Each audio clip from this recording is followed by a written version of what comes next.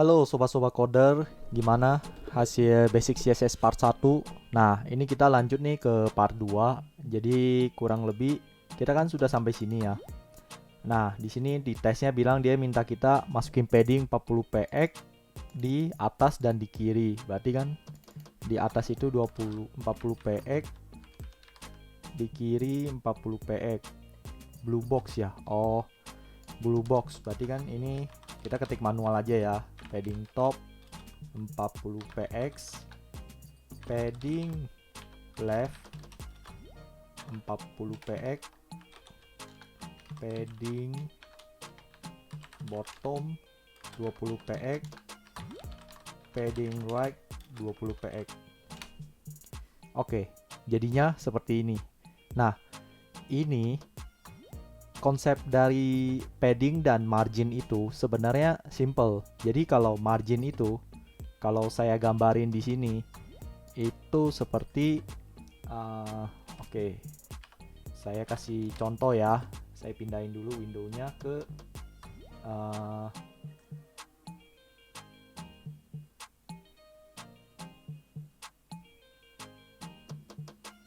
pen dulu sebentar ya. Jadi kurang lebih ini saya munculin aja di sini ya. Misalnya nih dalam sebuah elemen ya, itu kan ada yang namanya, ini kita anggap sebagai body ya, body. Nih maaf nih saya pakai pen ya, soalnya ini cara paling cepat. Nah terus di dalam elemen ini misalnya kita bilang ya blue box. Blue box di sini tuh kan yang padding ini ya, atau saya kasih nama deh kotak biru, birui lah ya gitulah.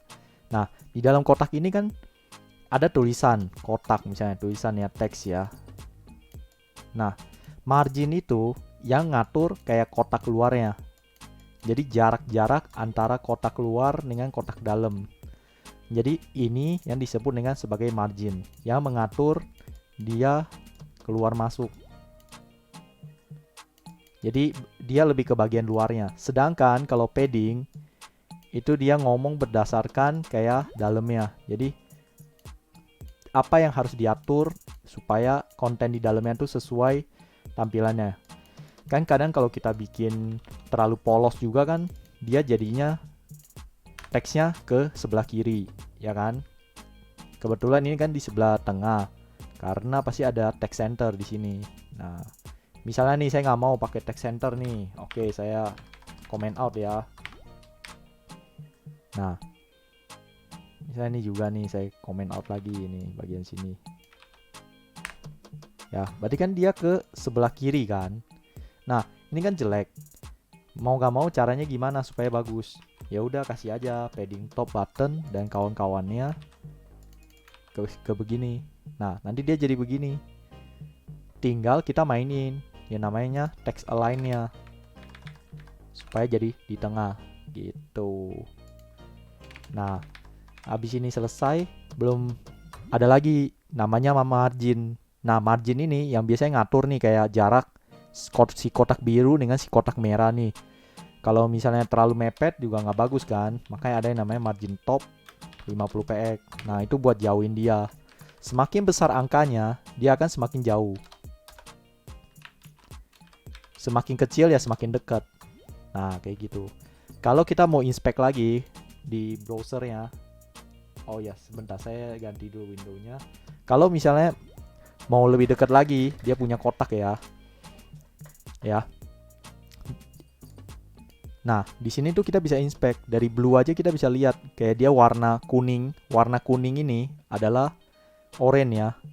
Oke lah, kita ke sini aja. Kalau warna ini margin, berarti kan 10. Padding ini kan kontennya kan. Nah, di dalam sini yang hijau. Nah, ini paddingnya.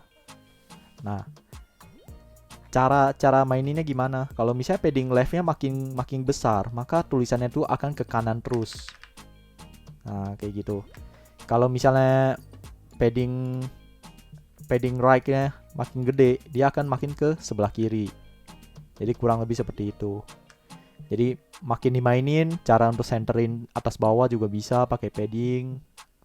Makin besar paddingnya ya makin besar juga pergeserannya. Nah, kurang lebih seperti itu. Jadi kalau mau geser yang bagian luar itu namanya margin. Nah, margin ini yang dorong, kayak kotaknya ini, yang sebelah sini dia dorong ke sini gitu. Misalnya margin left 50 px. Nah, dia akan dorong ke situ, menyesuaikan dengan ukurannya. Oke, sampai sini aja dulu untuk pembahasan padding dan margin. Kita lanjut aja ya tesnya karena masih banyak loh. Oke. Nah, di sini dia minta kita masukin margin ke masing-masing tempat. Sebenarnya sih ini tinggal di copy aja sih. Ya kan? Kalau kalau selesai margin kan dia jadi kayak gitu, dia makin gepeng. Use clockwise notation to specify the padding of the element.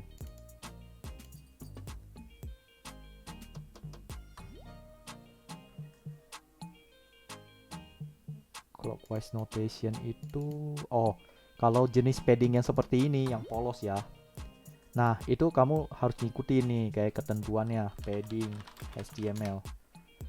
Nah, itu ada ketentuannya. Jadi, kalau misal dia tulis kayak gini aja ya, kayak gini 1 2 3 4, ada 4 jenis ya. Berarti yang pertama kita bilang itu padding top. Kemudian kanan, jadi kanan, bawah, dan kiri. Jadi kalau bacanya begini tuh nggak boleh atas, bawah, kiri, kanan, itu salah. Yang benar tuh dari atas, kanan, bawah, kemudian ke kiri. Intinya tuh kurang lebih seperti ini. Saya masukin pen lagi. Kita hapus aja ya. Jadi kita bikin baru aja. Kurang lebih kayak gini. Jadi ini dulu, ini, kemudian begini. Jadi padding itu sebenarnya dibagi kayak per bagian gitu. Nah, jadi kayak jarum jam tangan gitu. Cara bacanya tuh seperti itu.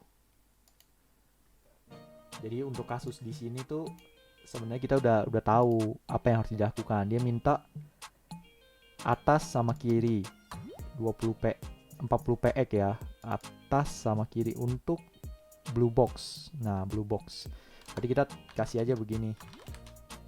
Atas sama kiri 40 px 40 px. Terus dia minta bawah dan kanan. Berarti kan 20 px 20 px. Nah, kurang lebih kayak gitu. Jadi kayak berurutan aja kayak jam begitu. Atas, kanan, bawah, kiri. Nah. Oke, ini masih yang sama untuk margin. Nah, margin ini juga sama, berlaku untuk hal yang sama seperti padding. 40 px 40 px. Kemudian dia bilang bawah dan kanan itu 20 px.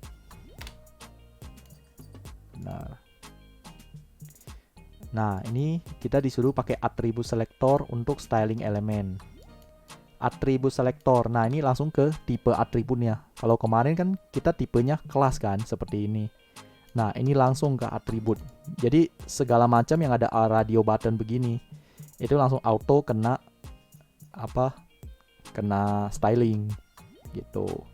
Jadi kita bacanya nih, pakailah type atribut untuk memberikan checkbox di cat foto app. Oke ya, tipe radio ya. Berarti saya harus kasih stylingnya begini. Kasih buka kurung tutup kurung. Tipenya apa? Margin atas 10 px, bawah 15 px. Kalau misalnya dia cuma sebut atas bawah tapi nggak sebut kiri kanan, maka kita harus menulis secara manual. Jadi manual kita tulis. Kalau misalnya dia nggak sebut kiri kanan, berarti kita nggak boleh kasih value-nya. Mungkin 0 px bisa juga. Misalnya nih, saya mau kasih 10 px atas 0 px, 15 px, dan 0 px lagi. Karena kan sesuai jam kan. Tapi sebenarnya cara kayak gini tuh kurang begitu asik karena kan kiri kanannya pasti 0 PX kan, begitu. Oh, di sini saya disuruh pakai begini, padahal bisa sebenarnya. Hasilnya sama sih.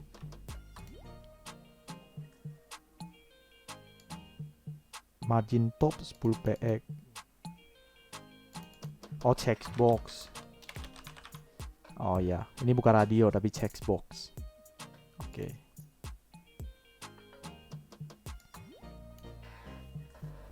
Nah, ini ada yang namanya absolute unit dan relative unit. Nah, ini udah mulai masuk nih. Unit di dalam sebuah CSS. Ada menggunakan pixel, ada menggunakan EM, RAM.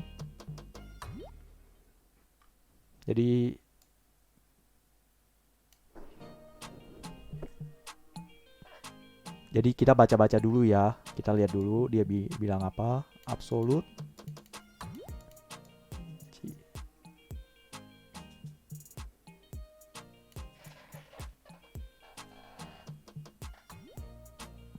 Oke. Nah, kita disuruh masukkan padding tapi dengan unit. Unit itu satuannya ya. Satuannya pakai EM. Jadi kita ikut aja. Padding 1,5 EM. Nah, hasilnya kan jadi beda, jadi lebih besar kan. Untuk pembahasan yang EM, RAM ini bisa kalian baca ya di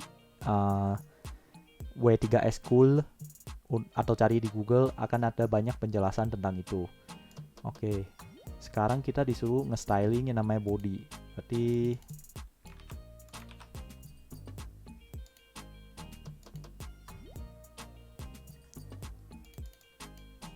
inherit style. Nah, ini juga ada yang namanya inheritance. Jadi ya mirip sih kayak konsep object oriented programming, tapi ya mungkin ini CSS punya ya. Ya, oke. Katanya pertama kita disuruh buat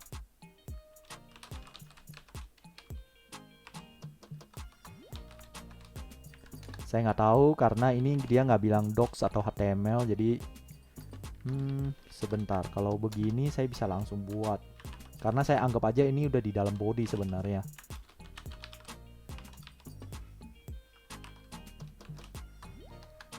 Terus kita disuruh minta bikin warnanya biru, hijau ya. Disuruh kasih ke body element, berarti color green. Terus font family-nya katanya minta font family mono space. Nah, bener. Nah, hari ini untuk tantangannya Basic CSS part 2 sampai sini aja. Nanti kita akan lanjut lagi untuk part 3-nya. Semoga semakin cepat kita selesai untuk bagian sesi yang CSS ini. Baik, sampai jumpa di sini.